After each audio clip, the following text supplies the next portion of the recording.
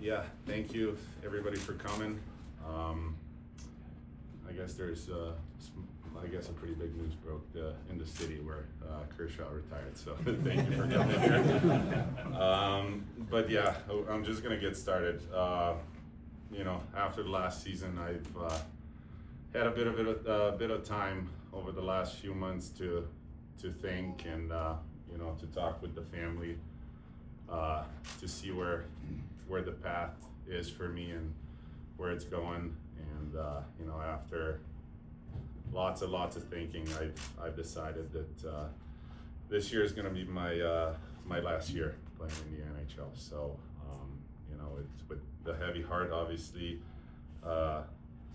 accepted that decision. But these guys who are sitting here with me have been with me for the past 20 plus years, and now they deserve a husband and a dad to be home and present for the moments that are going to be leading up for, especially for these guys.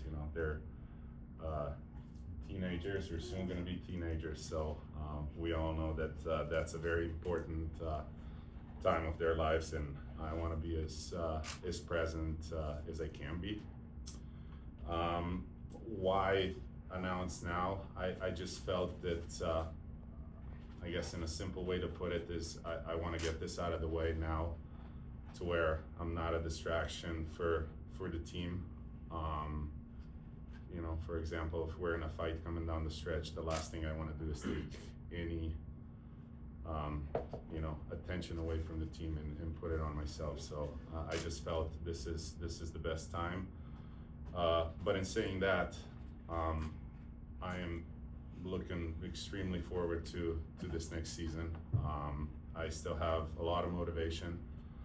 I got a lot of energy, a lot of desire to compete at the very highest level, and the moves that we've made, the moves that Ken made this year, I think we're a better team than we were last year, and I just cannot wait to get going. Today was a great day, first day on the ice, and I cannot wait for the October 7th to roll around and go from there. And obviously the ultimate goal for me and the team is to be playing hockey in June and hopefully come out of the season on the very top. Thank you, Anže. We'll open for questions. I'll have you raise your hand and John will get you a mic. So first question, anybody? Dennis Bernstein. When you signed your contract with 2 years on it, the assumption was this was going to be it. But did you decide recently? When did you actually say to yourself, this is it for me? I think a lot of reminiscing was going on this summer. Again, I mean, you're getting, I guess, up there. 38 is not young, let's be honest. And the amount of extra work that you have to put to be ready for a 82 game schedule plus is, it's very time consuming. And as I said before, these two, they deserve their dad to be more present. They're both have their so-called careers going on. We have a figure skater and a hockey player on our hands, so I want to be present for them, to be at their competitions, at their games, and at the same time being at home with my wife to make sure everything runs as smoothly as it can. You said you're excited about the season. If you got to a Game 7 of the Stanley Cup final and didn't win, is there any chance you'd come back for another season? No. I mean, my mind is made up. It was a hard decision as it is now, and I will put 100% of my energy into this season.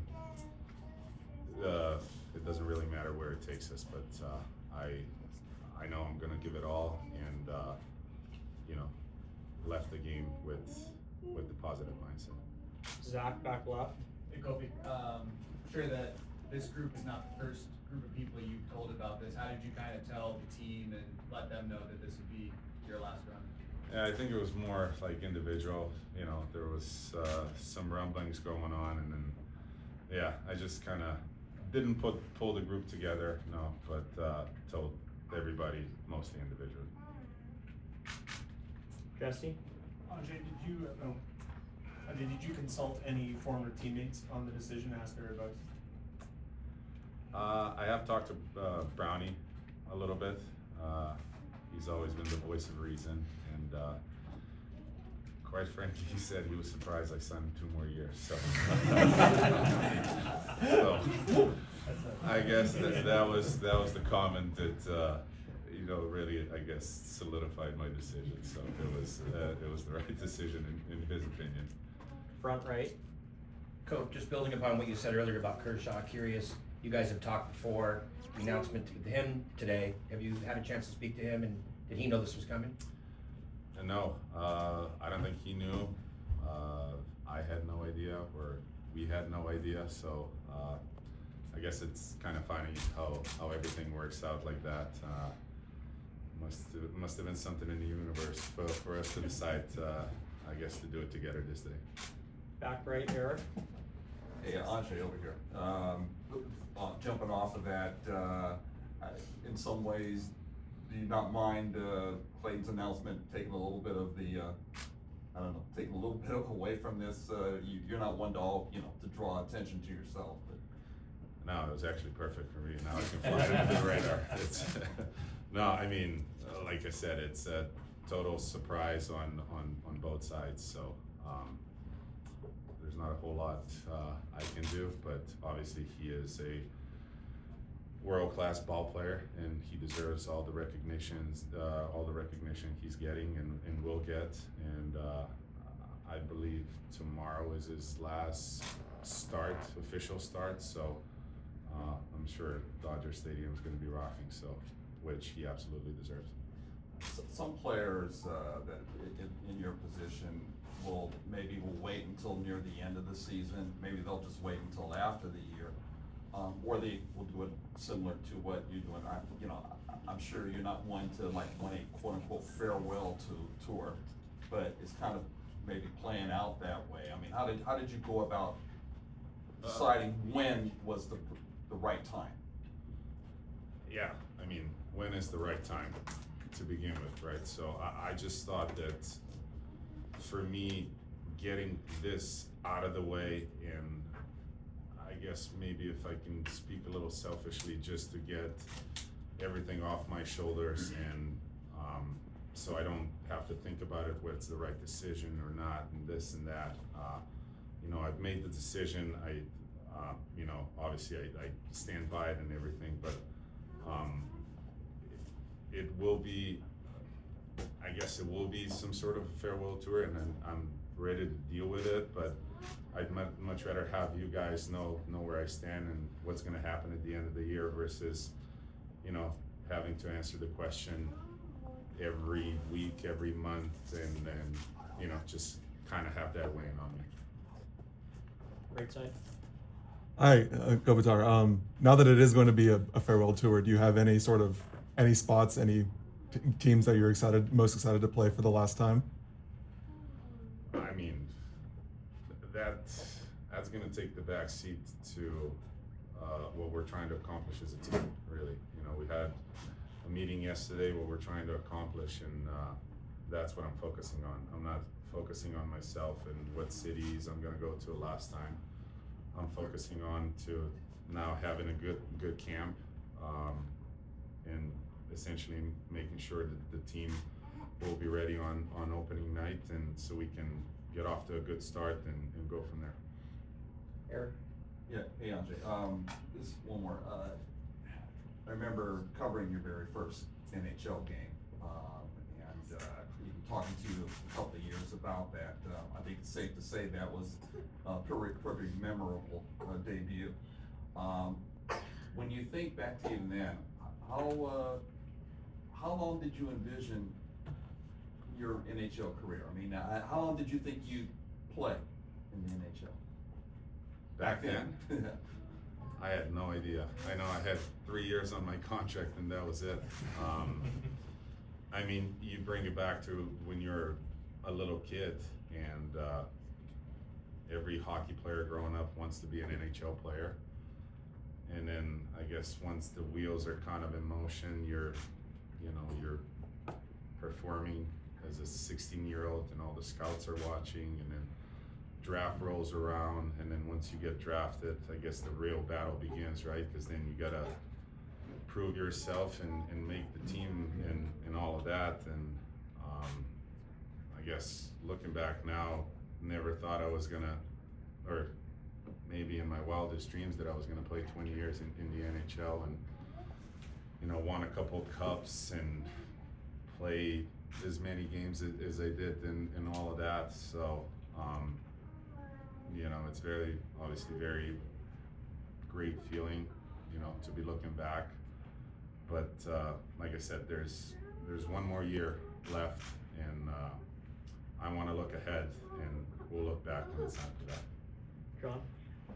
Without getting too personal, the relationship with your dad, he's been one of those constants in your life. Just what can you share about the conversation when you broke the news to him that this was going to be it? I mean, him being a hockey soul, I think it was a little bittersweet. I think more on the sweet part now. You know, he obviously sees the big picture. He sees, you know, these two growing up. You know, he sees my nieces growing up. I think he wants me to be a part of the family life now. Of course, hockey and everything, it's great, and it's given me a lot of friendships, a lot of you know, friends that pretty much turned into family, a lot of great memories. But you know, there's still memories to be made, and you know, we're, as a family, as a whole, we're ready to you know, to do that when, like I said, when it's time. And Cope, one more. In talking to Drew earlier today, he kept using the word sad. I'm just curious what that conversation was like with Drew, and does he fully understand that you are retiring? I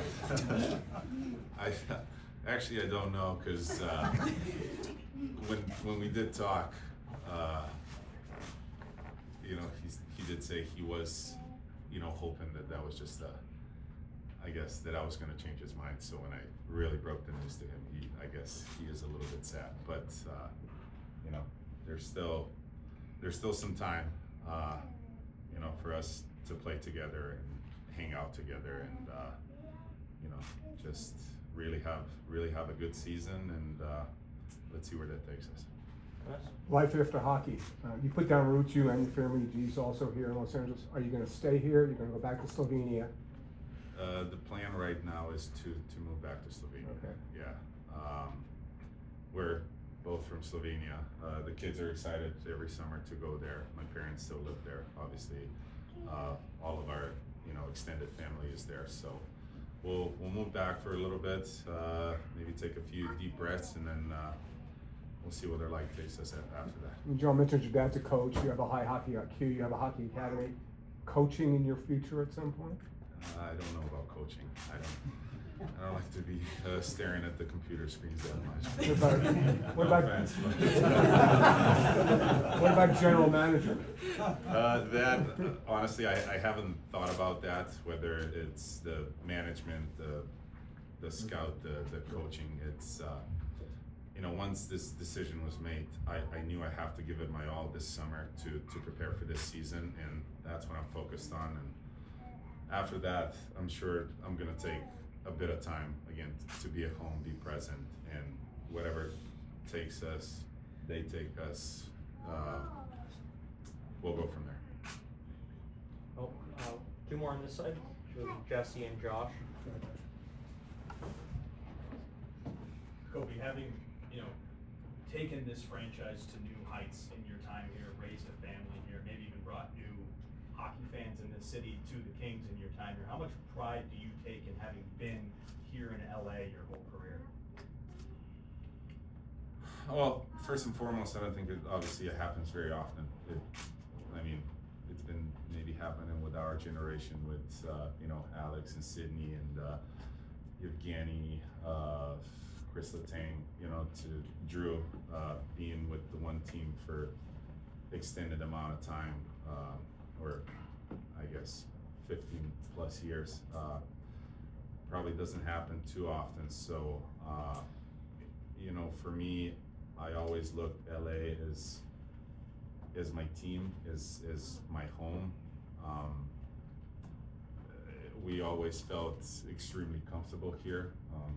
They're born here, so it didn't really cross my mind to even think or explore to go anywhere else. And you know, obviously the fact that we were the first team to bring the cup to LA, it makes it special. And then follow it up with another one. I mean, those are the core memories that you can't just ignore when even sometimes when times were a little bit rough and you know we didn't really have a very competitive team. It's you know those memories and the guys around you that have won with you before are the reason to where I didn't think about going anywhere else. And you know, now looking back for that, I made the right decision. You know, this LA and the Kings organization, they've been great to us, and yeah, it'll always have a special place in my heart for sure. Because of that longevity, you're currently the franchise leader in games played and assists, and with a decent season, you could retire as the franchise leader in all-time points. Do you take time to be proud of the legacy you're leaving behind as an LA King?